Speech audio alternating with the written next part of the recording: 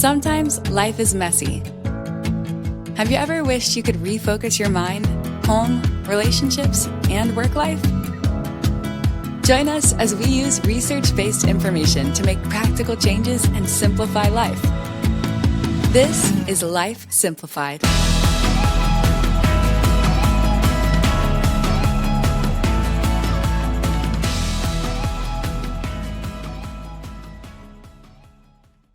Welcome to Life Simplified. Today we are continuing our discussions on all things related to the heart. On today's episode, we are going to be discussing getting to the heart of the matter, problem solving. So, as we know, any relationship at work, at home, with your friends, neighbors, just anyone, there can be issues that arise.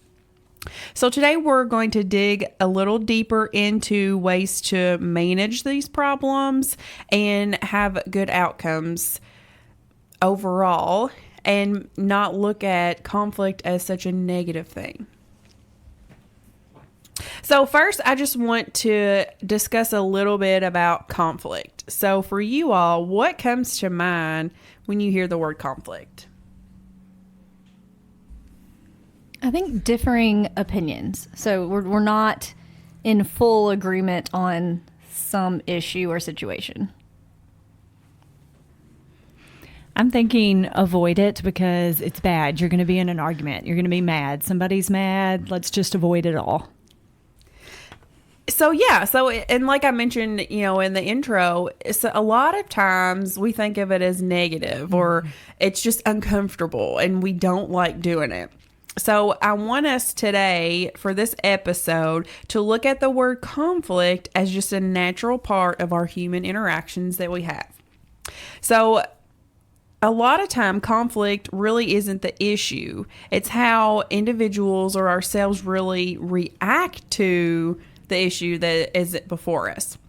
So our goal for our podcast is to kind of shift our mindset to thinking and viewing conflict as an opportunity to strengthen the relationships that we have, to become better decision makers, and find creative ways to compromise.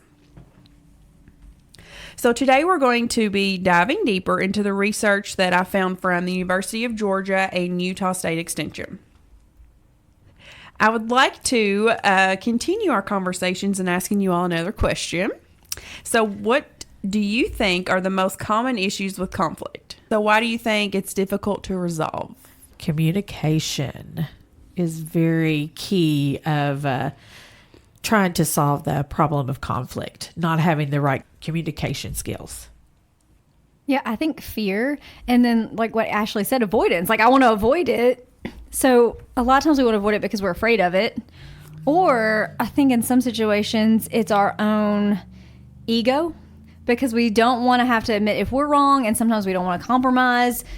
And so it can be really difficult if we have strong opinions or views about something and the other person does as well, or people in whatever situation it may be. And I think related to that fear is it goes back into, me personally, we know I am trying to not be such a perfectionist, but I am. And so if there's conflict, I'm immediately thinking, what did I do wrong? I don't want to make somebody mad, even though I know we're all responsible for our reactions. We're responsible for our feelings. But still, I think I've still got that negative connotation with it, that it's bad, even though logically I know that not all conflict is bad, and it is how we manage it. Exactly. So some things that the research showed was just disagreeing on the issue for who is responsible for the problem. How hard is that, right? We've talked about that before. Like, I'm not going to say I'm wrong. Right? Feeling that differences never seem to get resolved. Going out of the way to avoid conflict, which we've mentioned earlier. Differing about the best way to solve the disagreement, and having huge disputes over unimportant issues. Well, and I think sometimes with that unimportant issues, that's not even the issue. That's just what happened right now. So that was just the very last thing that happened. Yeah, it's like a symptom of the real problem. Yes. Yeah. But also, it may not be an issue or a big issue for yourself, but it may be for the other person as well. So to kind of look at it, we don't think it's a big deal, but it may be a big deal to that other person. Exactly. And those are some things that we're going to talk about a little bit later. You all are kind of jumping ahead, but that's good. We're good at that. We're thinking about it, right? And it is hard. It's a hard thing to do. And I think a lot of times we do try to avoid it just to keep the peace. We're going to be talking about some things that hopefully will help us not avoid it. So now we're going to be talking about some things to avoid when we're trying to resolve a conflict. So is there any things that you all try to avoid, or you're self-aware of, like things you do when you're in a conflict? I don't like conflict, and I try to avoid it like everybody else. But whenever there is a conflict, I try not to put the blame on somebody else. I try to use I statements like I instead of you, we. I try to make sure that I don't want them to feel like I'm blaming them also. And I think that's really hard, because by the time that I'm ready to discuss whatever said thing is, I'm probably feeling very heated about it. Mm-hmm. So trying to use those I statements, while I know to do that, and I also try really hard to do that, but in order to do that, I have to calm down first. So trying to make sure that I'm calm before I enter any type of discussion over any type of conflict, big or small. Yeah, I try to be really clear about the why of how I feel the way I feel. Not just like I think this is the right thing or I feel this way, but what is under that? What is my reason behind it? Because I think that's a big part, is we don't understand each other. But then I also try, and it depends on the circumstances, because I'm definitely not perfected this, but try to understand the other person or the other people's why. Like, help me understand why you feel this way and where you're coming from. Let me see it from your lens instead of just mine. And not necessarily because I'm going to change my opinion, but if I can understand someone else's stance, then I think it's much easier to find a compromise than if we're just like, no, I'm right, you're wrong, and let's move on. I think trying to find that common ground, trying to find that understanding. And I think that's what we struggle with in conflict, like, just all over the place, whether it's at work, at home, wherever. You see it on the news all the time too, is just misunderstanding people, but not seeking to find that understanding of each other's differing opinions. So I think, that is one thing that I try really hard to do, is help me understand where you're coming from, and I will help you understand where I'm coming from, and that way we may not change each other's minds, but we can better respect one another's opinions. No, those are some really good ones, and you all hit on some ones that I was going to talk about. So a few that we haven't brought up is just taking the passive-aggressive approach. I admit that I've done that before. I try not to do that, but that's an easy fallback to stay in our comfort zones. Avoiding the conflict, blaming, like Joni said, accusing, criticism, and then defensiveness. A lot of times that's a hot one, a hot topic for a lot of people, because you immediately, when somebody, I think it depends on how you're approached with it, and like we talked about the I statements and things like that, but of course we're going to be defensive, right? And then stonewalling. So those are just some things that when there is conflict that will arise, as we talked about, it will definitely come up in some part of our lives, some things to avoid.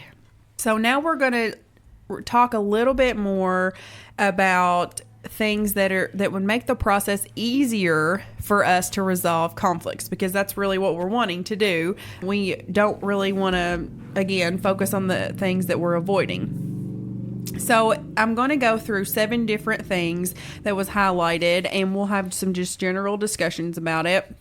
And you all have actually mentioned and touched on some of these, but I would like to hear maybe some things that you do in these specific topics to help maybe de-escalate and make the conflict conversations go a little bit better. So the first one is appropriate timing, which Ashley talked about a while ago.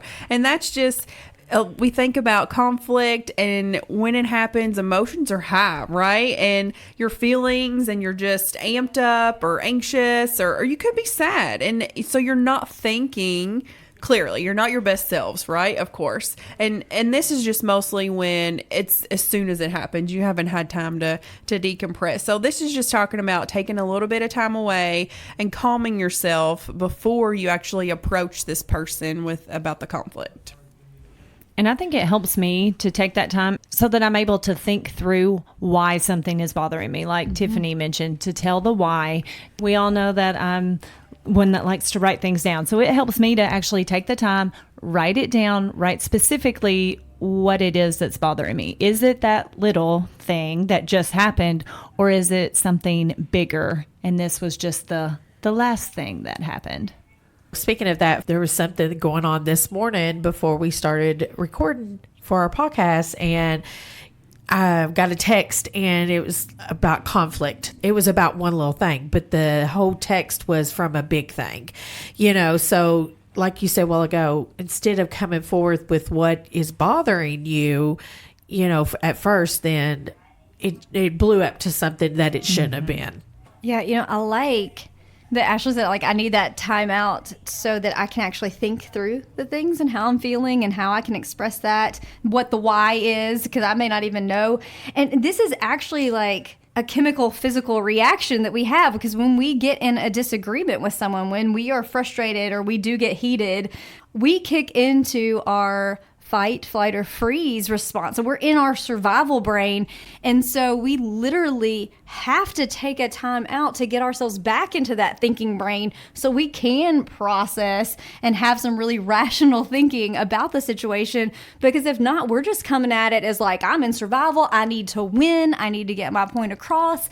And we typically don't do it with love and kindness and openness, because that's not the part of our brain that we're utilizing. So I think it's great to take a time out, but not even just for ourselves. Like, sometimes I know I need to take a time out for me because I can feel myself getting there, but sometimes you recognize that the other person needs a time out as well. Like, okay, I have upset them, or they are upset about this situation, or something has happened where they are being triggered to have this response, and neither one of us are going to have a rational conversation right now. So let's step away, breathe, get ourselves back into that functional brain where we can actually think it through, and then we can have a reasonable conversation. Because if not, we're just kind of digging a hole and fanning that flame and making something much, much bigger than it would have to be if we took the time out to just kind of let the emotions calm and let us really think through what we're going to say. Something else we can think about with the appropriate timing: don't do it in the middle of the night either. Yes. You're tired. Do not do it in the middle of the night. I was heading that way too, just because mine would be more first thing in the morning. Like, let's talk about this, whether it's conflict or not. Yeah.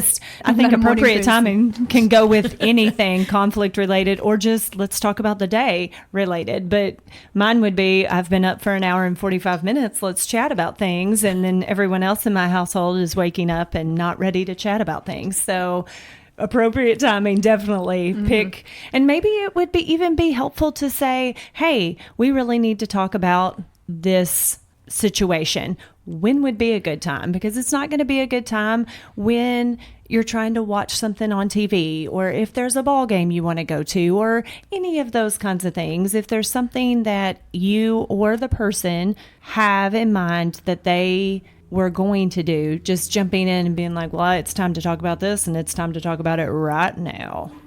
Also, don't do it through text. If you got conflict, don't do it through text. I was thinking too on the appropriate timing, and jumping back to what we talked about having disputes over unimportant things. So sometimes I have a bad day at work. It's been a rough day, and you get home, and let's say like my husband's been home and the dishwasher's still not, cleaned out. I mean, just as an example, and then I'm just like, well, why haven't you done it yet? So right. You're not mad that they did it. It's fine. You can do it later. You're amped up about what happened at work, or what happened with on the way home, a driver you encountered, or whatever it may be. But if you step back and you're like, we're not going to talk about it right now, then you're like, that really wasn't important anyway. Yeah, I think Yeah. sometimes we pick a fight because we're so frustrated with other things in our life that we're like, I didn't get to tell those people and things how I felt about Yeah. the situation. So guess what? You're here and you're my person and you're safe. So you're going to get it, even though I really don't care about that thing. I just need to get it off my chest. Yeah. So the second one is going to be establishing a cooperative environment. And so that really talks about just making a comfortable environment, something that's cheerful. It could be a calming room or a place that you kind of go. It's not sitting out on the porch where the neighbors can hear, or or something like that. And maybe setting and following rules, rules of like, okay, so you can speak first and I'll speak next, or we're not gonna raise our voice, or whatever it could be. Just making sure there's not any distractions, so that environment there's not a TV on, or your kid's not running around, or your phone's not ringing. It could just be, hey, I'm gonna turn my phone off or put it on silent. We're not going to look at it, and this is our time to focus. Yeah, it's almost like establishing some healthy boundaries around the conversation. So we all feel safe. We can all feel heard. So I like that. And again, I mentioned it a little bit before, but soften your approach. And hopefully you've taken that appropriate timing that you can soften your approach. But I found this statement that was in one of the articles that I read, and it said research indicates that 96% of the outcome of interaction is based on the first 3 minutes of the conversation.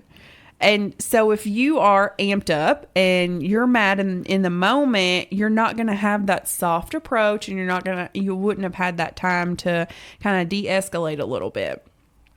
Yeah, I think the way we say things matters as much, if not more, than what we say. And I've learned that a lot when I was first starting out in therapy. I found, because sometimes in therapy you have to point out things people don't want to hear, and that can be difficult because you're showing them some truth that maybe they've tried to avoid for a long time. But I found that the delivery really makes the difference. I can say almost anything to anyone if I deliver it in the right way with the right motives. And so I think what we say matters, because I think we've all had that person come at us and we're like, why are you coming at me like that? And all of a sudden you no longer want to hear what they're saying. You want to defend yourself, and so we shut down. So I think we do have to really pay attention to that tone and to even the body language and the other ways that we're talking. And I know for myself, it's the easiest for me to forget that with my spouse.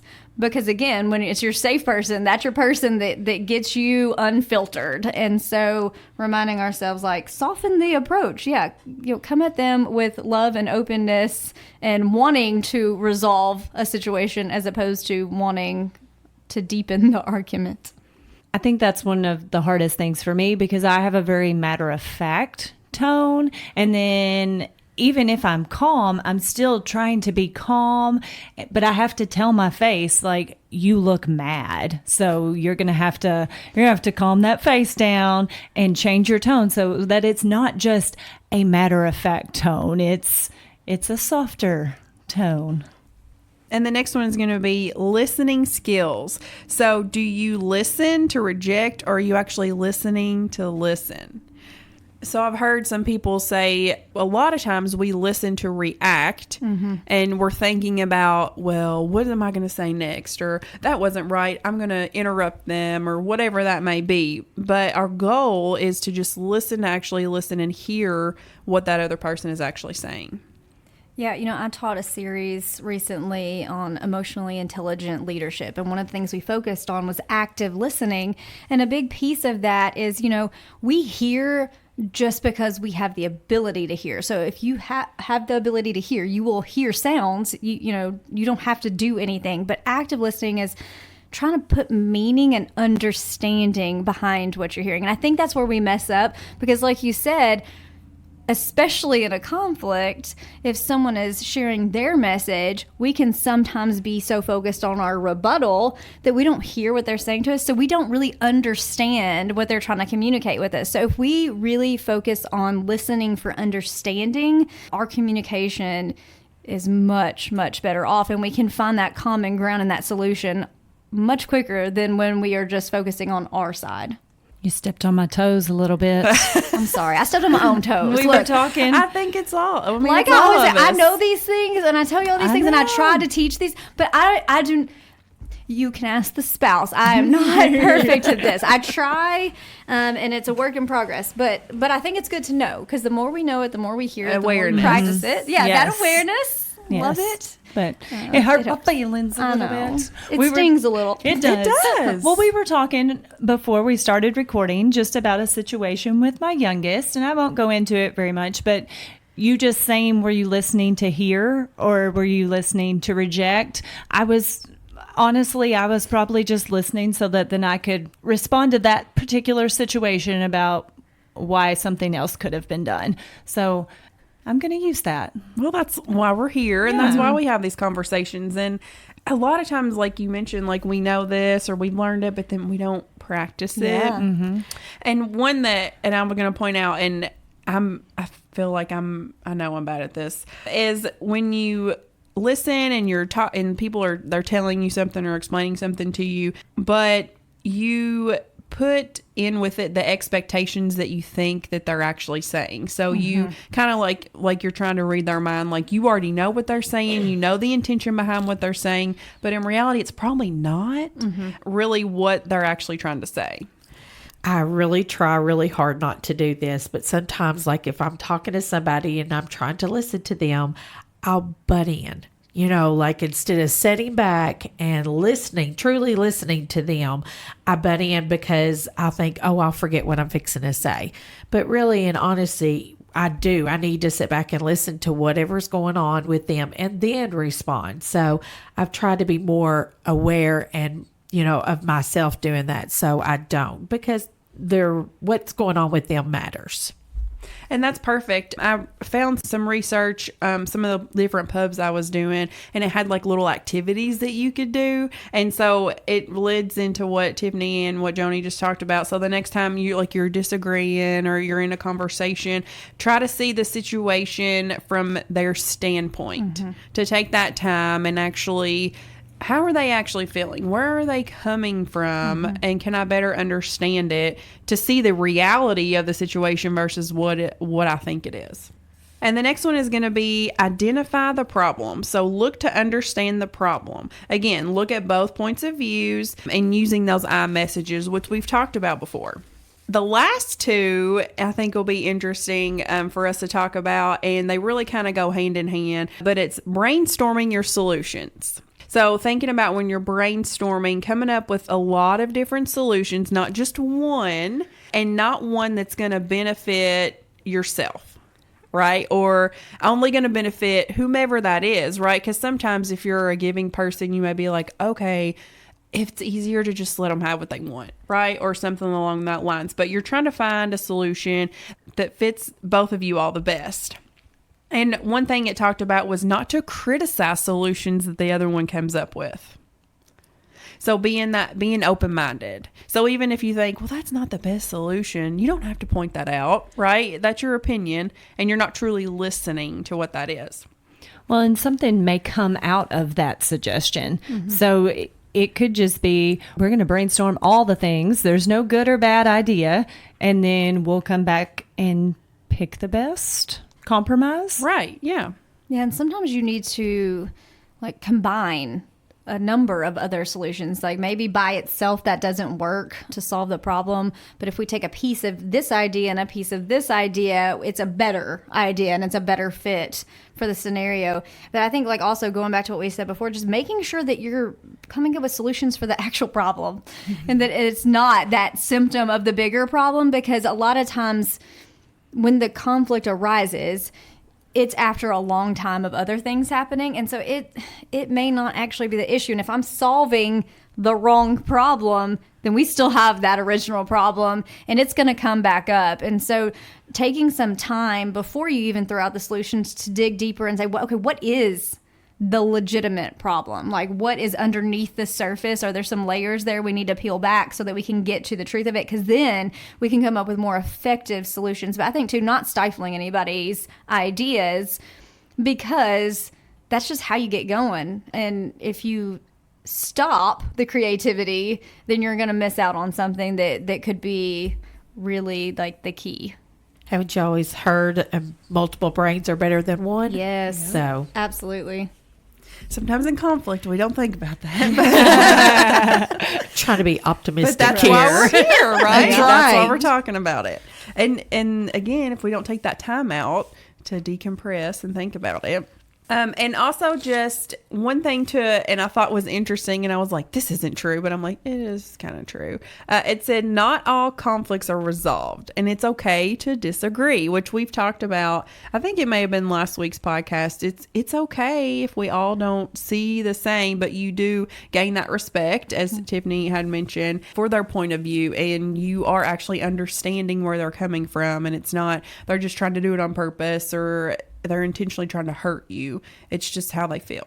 Yeah, I think it's good to honor and value differing viewpoints because it makes us more well-rounded when we can hear other people's truth and their stories and their emotions and where they're coming from, because our experiences are so vastly different. It's good to be able to connect with other people. You know, it doesn't have to change the core of who I am, but it changes my understanding. It makes me a better person. It makes me a better friend, makes me a better coworker when I can try and seek that understanding with one another. And I had a thought when we were discussing this, you know, way back a long time ago when I was doing my internship for therapy. I had a mentor who would talk about conflict. And so that he did a whole session on it, but he would talk about confrontation. And I think confrontation does the same thing as conflict. It gives us kind of a yuck feeling in our gut. We get scared. It makes us a little nervous. It feels like it's a fight. But what he would tell people is that we misunderstand what confrontation is. And he would say in confrontation, you come front to front with the person that the issue is, and you throw the issue out there. So me and you are not in battle with one another. We are in battle with the issue.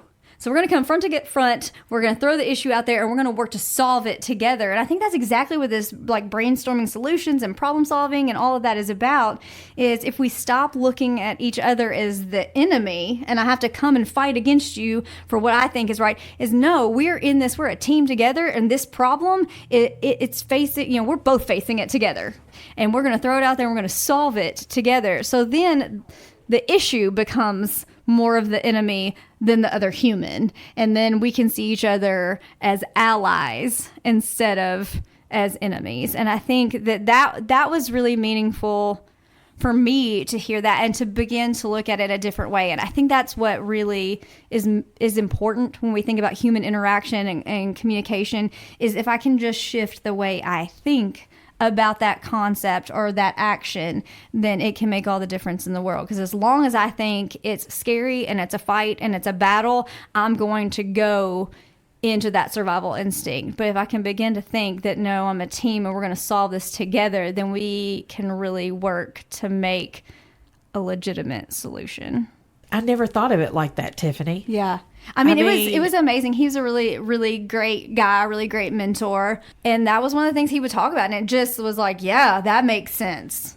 Yeah, when you put it like that, I mean, it really does. It's just like got my brain just thinking about, you know, I never thought of it to do it that way or to feel that way towards something. Well, and when you said confrontation, I immediately was like, oh, no, that's what I want to avoid. Yeah. Okay, conflict, fine. Let's go with some conflict. But no confrontation until you explained it. And then that makes sense. You're a team solving the problem together. And we know these things. Yeah. I feel like it's things that we know and we talk about. But when you're right there in the middle of it, it's just not as easy to pull it right back out. Yeah, I liked the visual of it because it's like, okay, I'm going to come front to front, so face to face with you, and we're going to throw the problem there, and we're going to focus on the problem, not on each other. And I think that's what we want to go to. Our gut takes us to like, all right, I'm going to attack you because you're not seeing it the way I'm seeing it, and then vice versa, you're going to attack me because I'm not. But instead, like, we don't have to come at each other. We don't have to. That really brought that back up to my memory. No, it's good. But I think it's a good way to look at it. I think it can help change our mind. And we won't do it perfect. And in the heat of conflict, we might not remember it, but we can always come back to it. And I think that's the thing I would encourage people too, when you think about conflict and confrontation and all those words that feel scary and, whatever, negative, is that we will mess up, but we can always fix it. And so, I know once I calm down if I have not handled it the way that I know I need to handle it. And then I can take a step back and I can go to that person and say, listen, I need to apologize to you. I didn't handle that situation with the right timing, with, the right tone, with the right whatever. And I'm going to apologize to you for that. And then we can do it the right way. We get a do-over. And I think sometimes we forget that. We think like, oh, I did it, I messed it up, and there's no saving it, but there's always saving it. It's always like, let me come back to you, let me own my part, and let me try to do it the right way now. And I've done that before, and I've had to do that personally, I've had to do that professionally. And it's not your finest moment, but man, I feel a whole lot better about going to that person and admitting my mess up and fixing it and doing it the right way than if I had just let it go and been too embarrassed or ashamed to address it again. So I think don't ever think it's too late, and don't ever beat yourself up for messing up, because we all mess up. I think it's worse to not go back and fix it. I think we've shared some great points today, and I think we've all kind of had our toes stepped on a little bit. Little bit. And that's okay, because again, our word this year is awareness, right? And even though we know these things and we suppress them, we're like, you know what? It's time to bring that back out, time to revisit it, and try to do better next time. And again, like Tiffany mentioned, if we mess up, it's fine. We can apologize. And I feel like it talked about building those relationships, and your relationships will be stronger once you work through these problems or the conflicts or confrontations. And that's the goal.